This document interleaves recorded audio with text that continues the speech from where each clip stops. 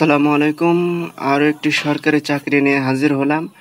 আজকের চাকরিটা কিন্তু সমাজসেবা অধিদপ্তর নিয়োগ 2024-এ যে নিয়োগ বিজ্ঞপ্তির জন্য অনেকজন আশা করে বসেছিলেন, তাদের জন্য কিন্তু আজকের সুখবরটি নিয়ে আসলাম। তো চলেন আজকের চাকরি সম্পর্কে একটু বিস্তারিত তথ্য জেনে আসা যাক। গণপ্রজাতন্ত্রী বাংলাদেশ সরকার সমাজসেবা অধিদপ্তর নিয়োগ প্রকাশ করেছে। এখানে দেখতে পাচ্ছেন 9 জুন 2024 কিন্তু নিয়োগটি প্রকাশ হয়েছে।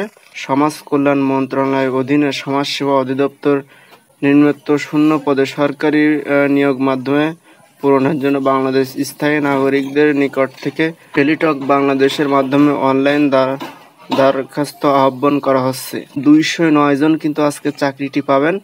তো চলেন চাকরি সম্পর্কে আরো একটু তথ্য জেনে আসি।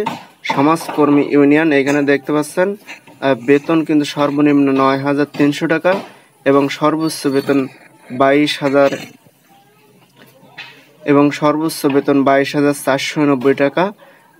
চাকরির ধরন কিন্তু স্থায়ী রাজত্ব, পদ সংখ্যা কিন্তু 209 জন। 209 জন কিন্তু আজকে চাকরিটি পাবেন। শিক্ষাগত যোগ্যতা যদি বলি, কোনো স্বীকৃত বোর্ড হতে অন্য দ্বিতীয় বিভাগে উচ্চ মাধ্যমিক সার্টিফিকেট বা সমমানের পরীক্ষায় কিন্তু উত্তীর্ণ হতে হবে।